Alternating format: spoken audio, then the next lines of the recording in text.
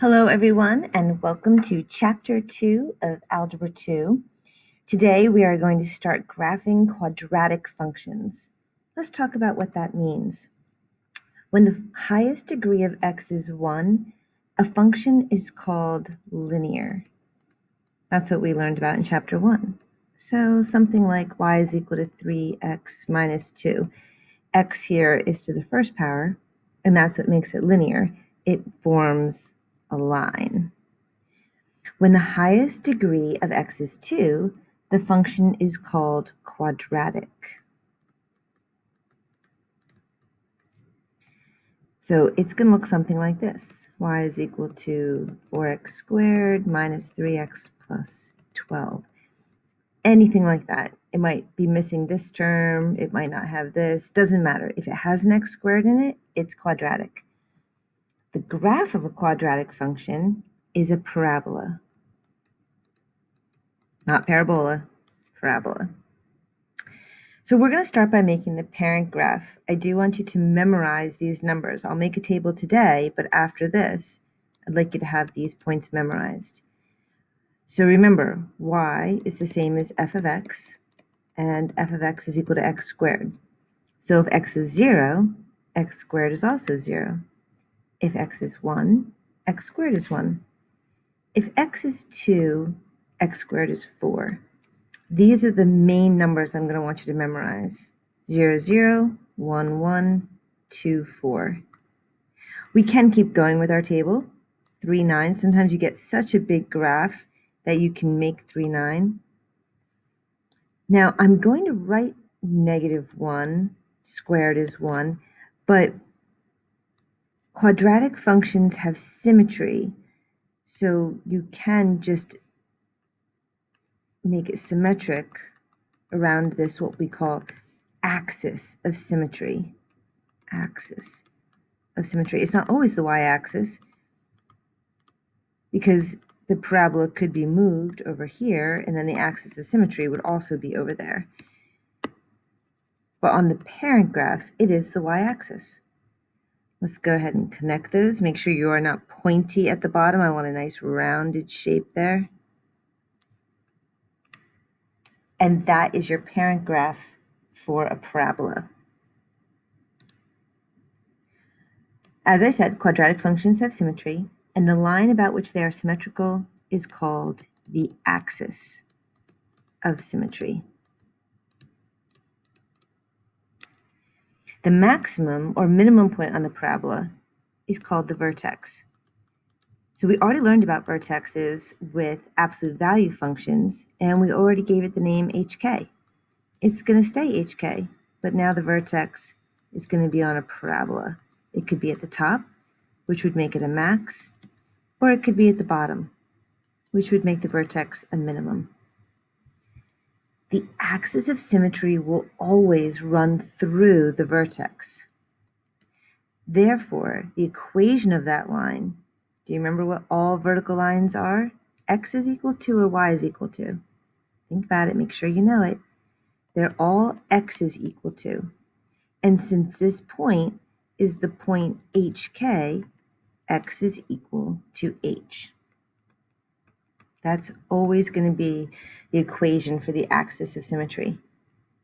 And what's nice is that for every point you find on one side of the axis of symmetry, you can just reflect it over the axis of symmetry to find another point. So the whole rest of this class, we're just going to be graphing. There are 3 different ways that a parabola or a quadratic function might present itself. So do you remember with linear functions, sometimes it was y is equal to mx plus b, and sometimes it was y is equal to m times x minus x1 plus y1. Sometimes it was even ax, very rarely, plus by is equal to c.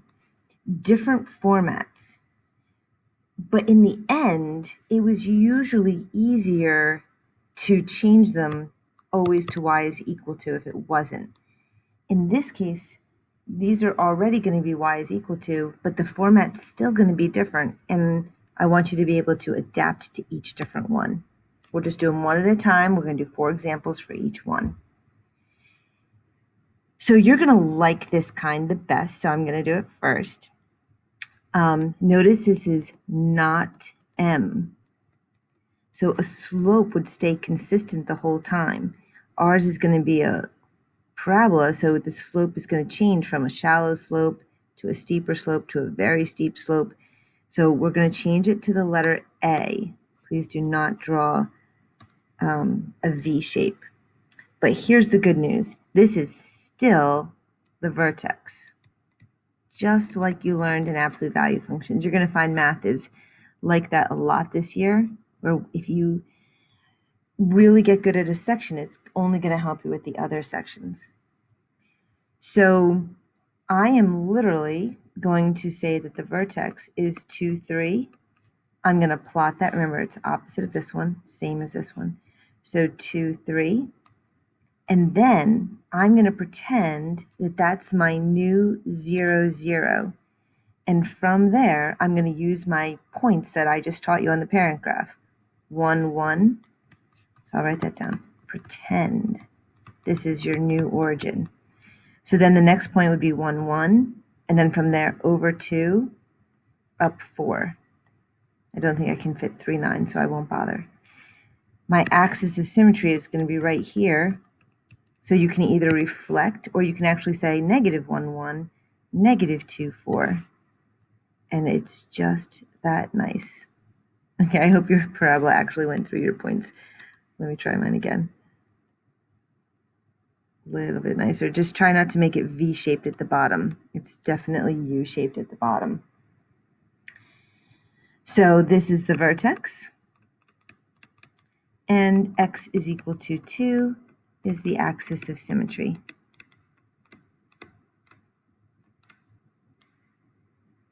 So we just did this one. If a is equal to 1, we can pretend the vertex is our new origin. We use our memorized points to make the parabola. We are done. For the next one, a is 2. So we're going to start the same way, but we are going to do something a little different, so pay close attention. Our vertex is going to be negative 1, opposite, same. Negative 3 is going to be our vertex. And right away, if you want to do this first this time, our axis of symmetry is going to be at x is equal to negative 1. So negative 1, negative 3. And axis of symmetry right there.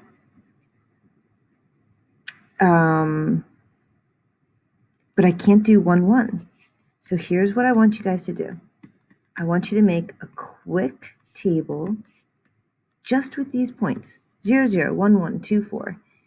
And then I want you to multiply them by 2, because that's what a is. So now, well, 2 times 0 is still 0. My point is going to be 0, 0. This point from my new fake vertex is going to be 1, 2. So 1, 2. And then this one is going to be really big. Instead of 2, 4, I multiply by 2 and I get 8. It's going to be over 2 from this new vertex and then up 8. 1, 2, 3, 4, 5, 6, 7, 8.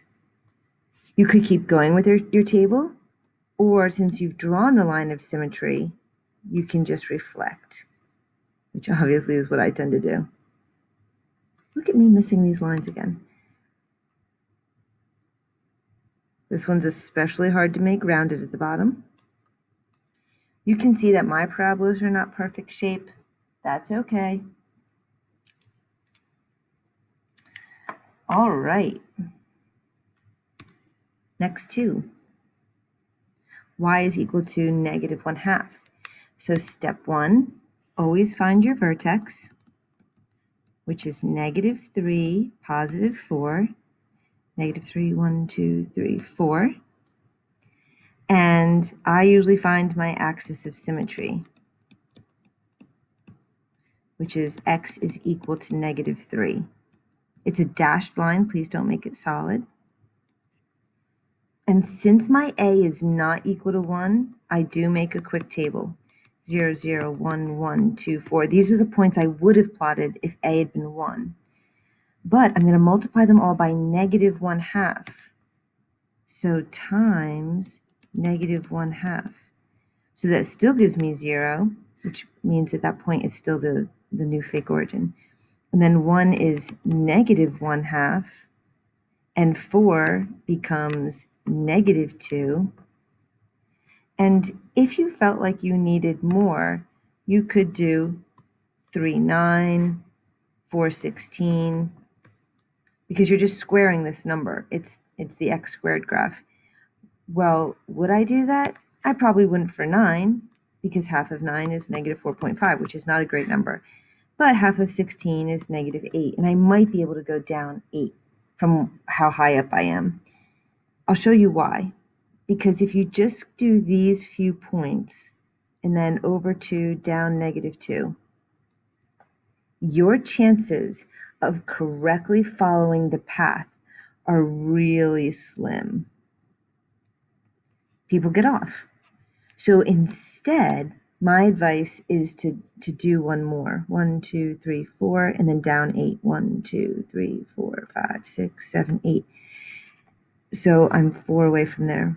1, 2, 3, 4, to keep it symmetric. And this is just going to give you a nice parabola. Do you have to go through quite that much trouble on your homework? No. But on a test or a quiz where you want it to be perfect and you don't want to lose any points because your parabola didn't maintain its correct shape, great idea. Okay, last one of this kind. First step, always find your vertex. It's positive 3 this time, negative 4, positive 3, 1, 2, 3, 4, negative 4. My axis of symmetry, which I personally like to draw, it helps me, is x is equal to 3. And I'm going to quick make an xy table, 0, 0, 1, 1, 2, 4. And I'm going to double it because of this 2. Actually, I'm going to multiply it by negative 2. So this stays 0. 1 times negative 2 is negative 2. And 4 times negative 2 is negative 8. So that means that this new point now is 2, negative 8, but not the real 2, negative 8. It's not there. It's from my origin, or from my fake origin. So here's my 0, 0. Here's 1, 2. And I can't even do 2, 8. But I'm going to tell you something a little tricky. You have to make sure you don't cross the 2. If you go past this line, I'll show you. Some kids are just a little sloppy, and see how they hit that point right there? You're pretty much saying that 2 over, it's down 1, 2, 3, 4, 5, 6. But at 2 over, it has to be down 8. So you made it a little too wide. So I am going to be paying attention to the accuracy of your parabolas. Okay, that was way number 1. We have 2 more to do.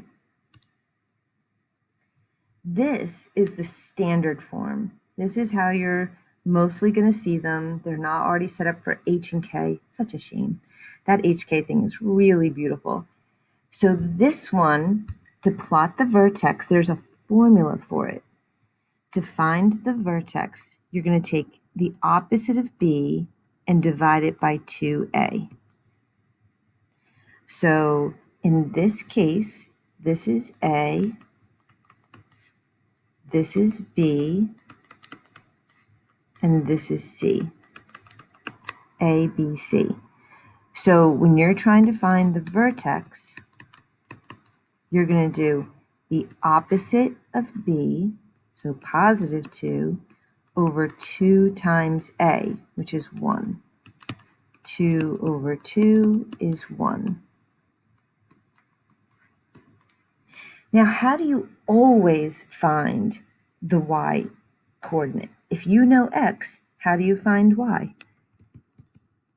If you know x, how do you find y? You plug it in. So I can plug 1 into the equation.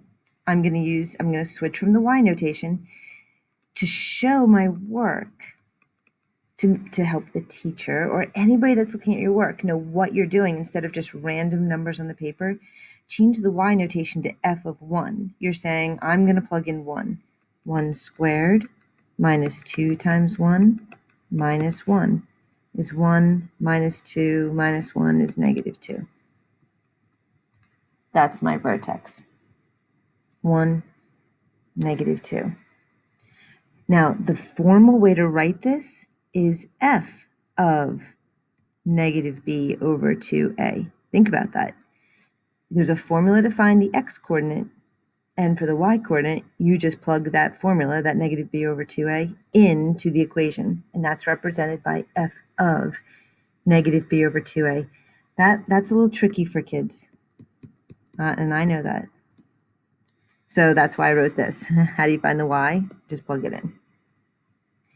So now you can do it the same way you've always done it. A is 1. So you can pretend this is your 0, 0, and do 1, 1, and 2, 1, 2, 3, 4. Over on the other side, 2, 4. I didn't even draw the axis of symmetry. I'm getting a little better at it. Can I draw it? Sure, if it helps you. Or definitely if it asks for it. Axis of symmetry is x is equal to 1. This is a graph where I do have room to do 3, 9. So I do 3, and then 1, 2, 3, 4, 5, 6, 7, 8, 9. I wouldn't do that on homework, but on a test or a quiz, you do want to have it be perfect. Okay, let's try that negative b over 2a again. Whenever you see this format, you're going to have to use negative b over 2a. So negative 2 is the opposite of b over 2 times negative 1. Ah, it's 1 again. Nice. How do I find the y-coordinate? To do this, I do f of 1. Now be careful. This is not we didn't put a negative 1 in there that's being squared. It's x squared, 1 squared, and then negative. By order of operations, subtraction comes after exponents. So this is still negative 1, and then 2 and 3 make 5. It's 4. So my vertex is at 1, 1, 2, 3, 4. That means that's also where my axis of symmetry is going to be. Axis of symmetry, x is equal to 1. Now, I don't have to make a table for negative 1. It's just the same as 1 but down. So 1, 1, and then 2, 1, 2, 3, 4. 2, 1, 2, 3, 4. Can I fit 3, 9? Absolutely. 1, 2, 3, 1, 2, 3, 4, 5, 6, 7, 8, 9. On your notes, I'm looking for really nice graphs. Because you're watching the video anyway, why don't you make the points? Okay. All right, let's do the next 2 examples that keep using this same concept. So negative b over 2a is how you're going to find the x-coordinate of the vertex.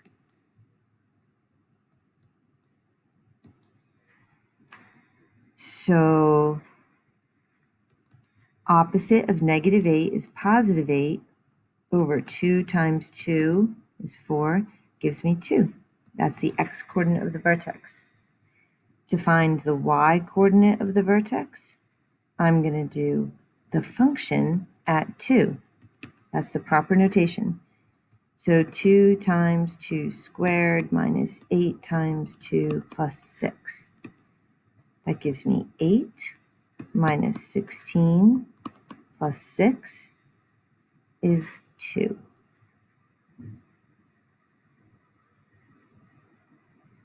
Negative 2. So 2, negative 2. And since my a is not equal to 1, I am going to make a quick table. I'm going to put in the points that I know, 0, 0, 1, 1, 2, 4. But I'm going to multiply them all by positive 2. So I get 0, 2, 8. It's an upward parabola. So 0, 0, 1, 2, and then 2, 8. 1, 2, 3, 4, 5, 6, 7, 8. 3, 9 would be too high. Make sure it's U-shaped at the bottom, not V-shaped. My axis of symmetry, if you're asked for it, is x is equal to 2. The last one is a little bit different. People get confused because it doesn't have a B and it doesn't have a C. But that's okay. We can still do it. Negative B over 2A is negative 0 over 2 times 1/3. Well, 0 divided by anything is 0. So the vertex is going to be 0, comma, something. When you plug in a 0, what do you get? 0, 0. Now think about this. Another way to have considered this graph is to think that it had not moved to the left or right, and it had not moved up or down. When you get one like this, you don't have to think of it in standard form. You can also think of it in this vertex form. And when you do that, then you realize, oh, it's just right here. Now, I am going to make a table. 0, 0, 1, 1, 2, 4. I am going to multiply by 1/3. So still 0, 1/3, 4/3. Oh, these are ugly. So I'm going to continue my table because I know the next one's 3, 9, and 1/3 of 9 is 3. So I really want to have one good point on there. 3, 3 is a good point. I can still do my 1/3 to give it a nice shape, and then 4/3. But do you see how nice that is? I think it would have been easy if you'd only drawn these two to make it not a great shape. Okay, we're about to do the last type of problem. This is called intercept form. So an x-intercept is where a graph crosses the x-axis. So this is the x-axis, those are the x-intercepts. This is the parabola, these are the x-intercepts. In all of these cases, it's always a number comma 0. The y-coordinate, it's right on the y-axis. So it's always going to be a number comma 0. So if you ever want to find the x-intercept, you can say y is equal to 0. That's how you would find an x-intercept. So what's interesting about these problems is that they're in factored form. So if I let this be equal to 0, now you think about this. If you have something times, let's say 8 is equal to 0, what does that something have to be? What is the only number that when you multiply it by 8, you get 0? It has to be 0. This is called the zero product property. It's a fascinating property because it helps you solve equations.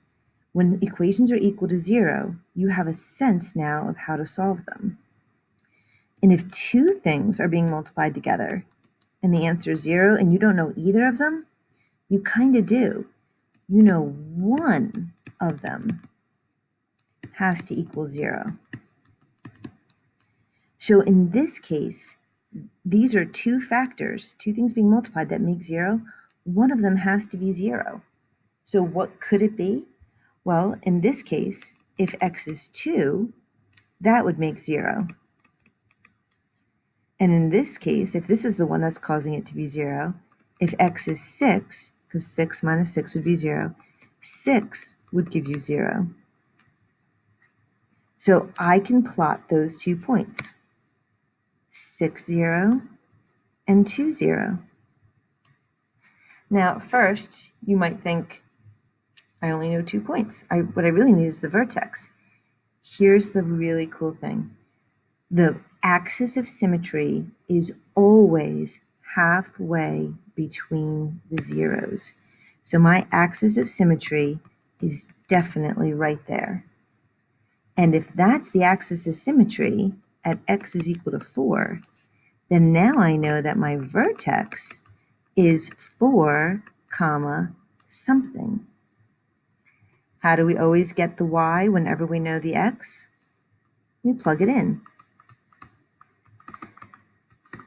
I really like when intercept form because I don't have to use negative b over 2a, which I don't know why, but it always feels like a lot of work. I don't have to use negative b over 2a, and once I get the 4 in the whole vertex, I already have several points, which is kind of nice. Don't have to plot as many. So one mistake that kids make is they multiply the whole thing out so they can plug in the 4. You can plug in the 4 now. F of 4 is equal to 4 minus 2 times 4 minus 6. That gives me 2 times negative 2 is negative 4. So my vertex is at 4, negative 4. 1, 2, 3, 4. Now it looks like you can't see A, but think about it. Even in your head, you don't have to write it out. If you were to multiply this out, x times x, you would get x squared. So A is definitely 1. So that means that my other points should be, with my new fake vertex, 1, 1, and 2, 4. 1, 2, 1, 2, 3, 4. It lined up exactly like I thought it would. Can I fit 3, 9? I think I can. I think I'm going to do that just to make a nice shape. 1, 2, 3, 1, 2, 3, 4, 5, 6, 7, 8, 9.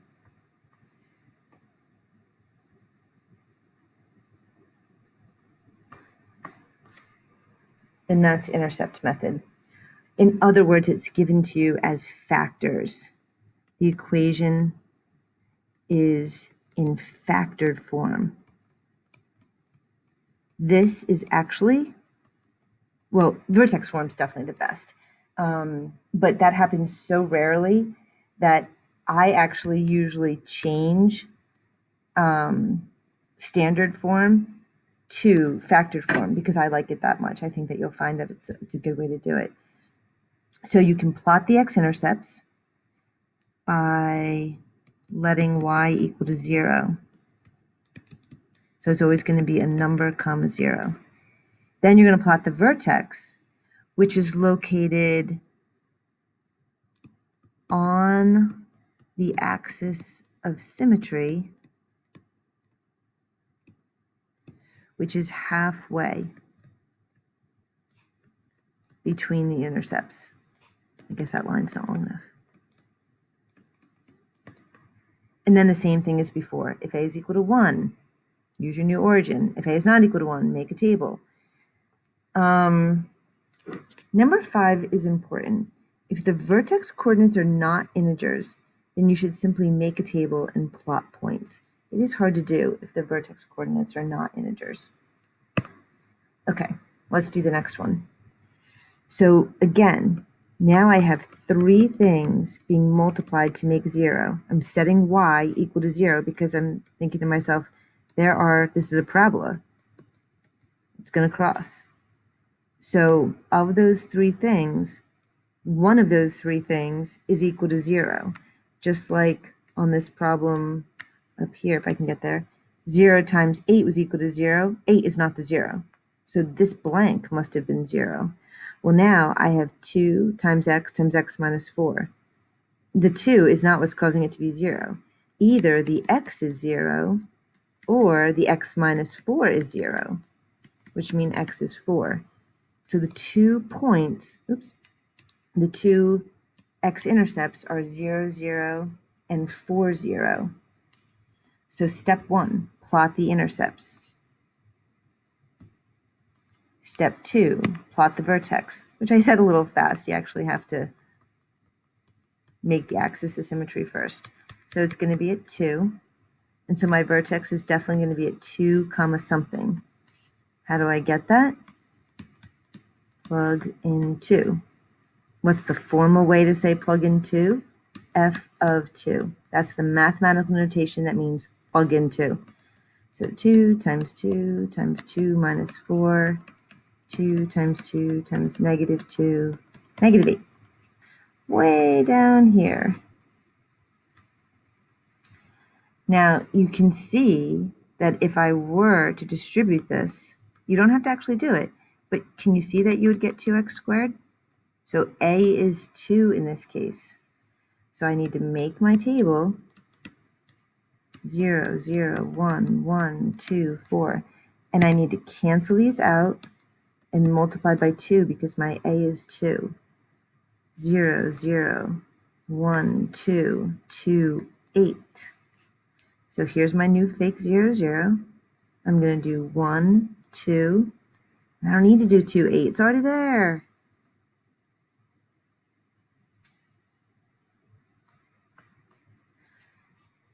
So on this one, I didn't do the 3, 9, because if I'd done 3, 9, it actually would have gone up 18. I don't know that we could fit. And that's okay. You've still made a big parabola, a nice shape.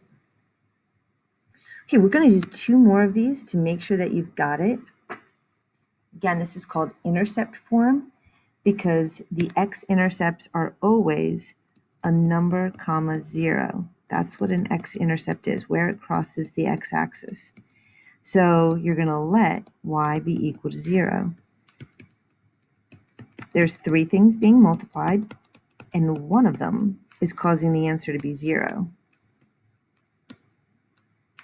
Could it be this one? Yes, if x is equal to 3. Could it be this one? No. 2 times anything won't make 0 unless one of these 2 things is 0. What would cause this factor to be 0? If x was negative 1. So if x is negative 1, that would make the whole thing 0.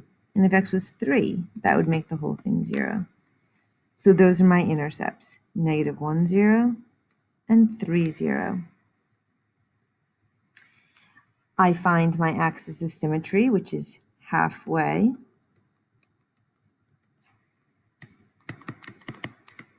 Axis of symmetry is x is equal to 1, which means my vertex is somewhere on there. It's never here. Let's be clear.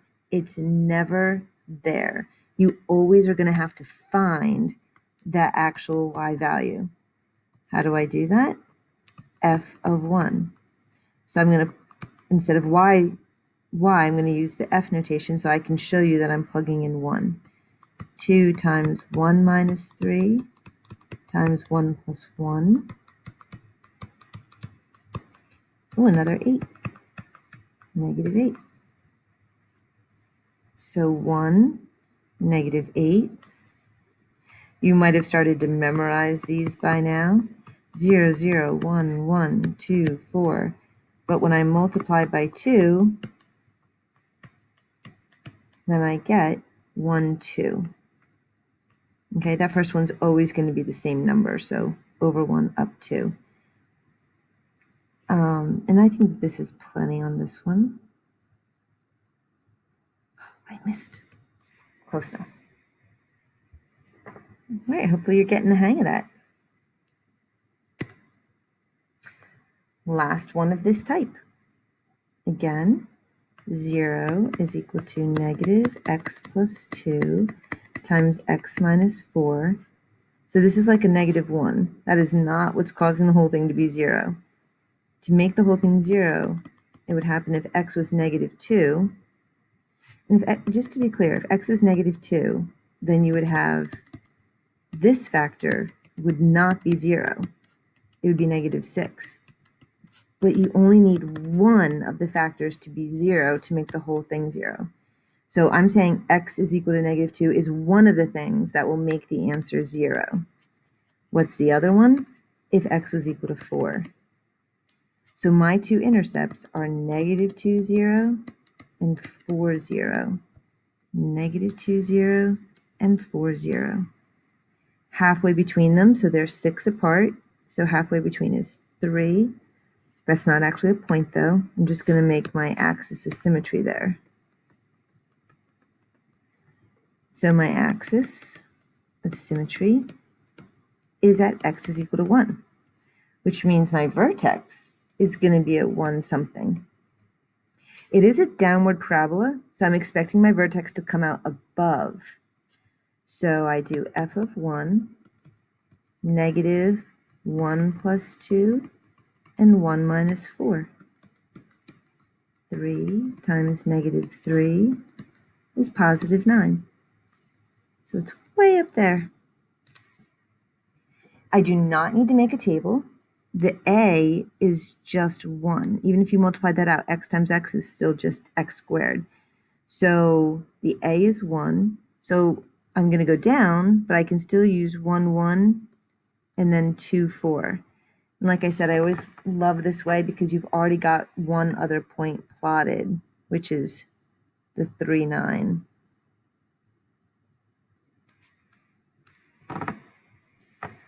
Phew, that was a lot. There was a lot to learn, 3 different sections, but I hope that it made sense. All right, we have 1 page to go. This is just a little bit of a thinking question here at the end, just to wind down. So this is the original graph. Match each of the following with the 4 graphs above. It would be great if you would pause it and see if you can match it on your own. But I will go over the answers.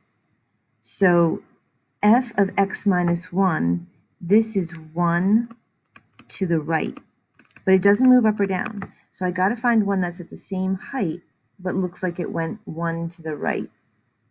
And I would say this one did. Same height as that one, but it's a little bit over. Where number 2, notice the difference, is up 1. It doesn't affect the actual function, but just the whole function's been moved up 1. So I'm going to say D looks like it hasn't been moved left or right, but it's been moved up or down. Now number 3, this has gone right 1 and up 1. So right 1 and up 1 would be C, and this one goes left 1 and down 1, which would be B. So thinking about where the original vertex was, this one looks lower and closer to that axis. So left 1 and down 1. So a little bit of thinking question. I hope you tried it on your own. Last one. Given this function, which is an intercept form, rewrite the function in standard form. Honestly, this is just on there because kids look at it and they panic because they didn't teach it, but it just means multiply it out. In other words, literally, FOIL. So f of x is first, outer, inner, last. So f of x is equal to 20x squared. You can combine the inners and the outers, and I expect you to do that, plus 37x plus 8. So when you see those directions, it's not like, oh, another thing to learn. It's just FOIL. It is a little bit difficult for the next one because you have to know your order of operations. That's where kids go wrong on this. So parentheses, exponents, multiplication and division in order from left to right, addition and subtraction. So there's nothing to do inside the parentheses. I can't combine that. So I'm going to move on to the exponent. 1/2 times, make sure you don't just distribute the square. Can't do that. It's 8x minus 1 times 8x minus 1. Again, if you want to pause this video and see if you can do this on your own and then jump to the answer, that would actually be fantastic. I'd be very proud of you. So we are in honors. I'm going to start skipping the inner and outer step. First, inner, outer gives me a total of 16x. I think we're at the point where we should be able to do that. We've learned FOIL for a while now. So first, inner plus outer, last. Don't forget this 3/2. Easy to forget to rewrite that. So now that I've done the exponent, now I can multiply the 1/2. So I get 32x squared, I'm distributing, minus 8x, one more time, plus 1/2, and then don't forget that minus 3/2. And then the last step is to add those two together. So 32x squared minus 8x minus, they have a common denominator, so I can add them together. That would give me negative 2/2, which is negative 1. Definitely not an easy problem, a little bit tedious. And then the last one says that they give you standard form, they want you to change it to intercept form. That's a fancy way of saying factor. This is actually what I always do. If I had this question and I had a choice between negative b over 2a and factoring, I would choose factoring every day of the week. I love factoring. It's just reverse FOIL. So the first times the first makes the first. So I know it's 2x and x. And then the last and the last make the last. So I know it's 3 and 1. I just don't know if it's 3 and 1 or 1 and 3. So it's a little bit of guess and check. But like I said, we're in honors. We can do the inners and outers easily. 3x and 2x always make these little loops. So 3x is the inners, outers is 2x. And that does make a 5x. Careful though, if they're both positive. But if they're both positive, I won't get negative 3. So that actually wasn't the right choice. I need it to be 1 and 3, where I have x and 6x, which also makes 5x, but now I can make this a plus and this a minus, and that's how I can get my inners and my outers to make that positive 5x in the middle. So I've done it. I've written it in intercept form. We're going to factor so much over the years, you are going to want to get good at factoring. So what are the intercepts? So the intercepts are when you set the equation equal to 0. So what would cause this factor to be 0?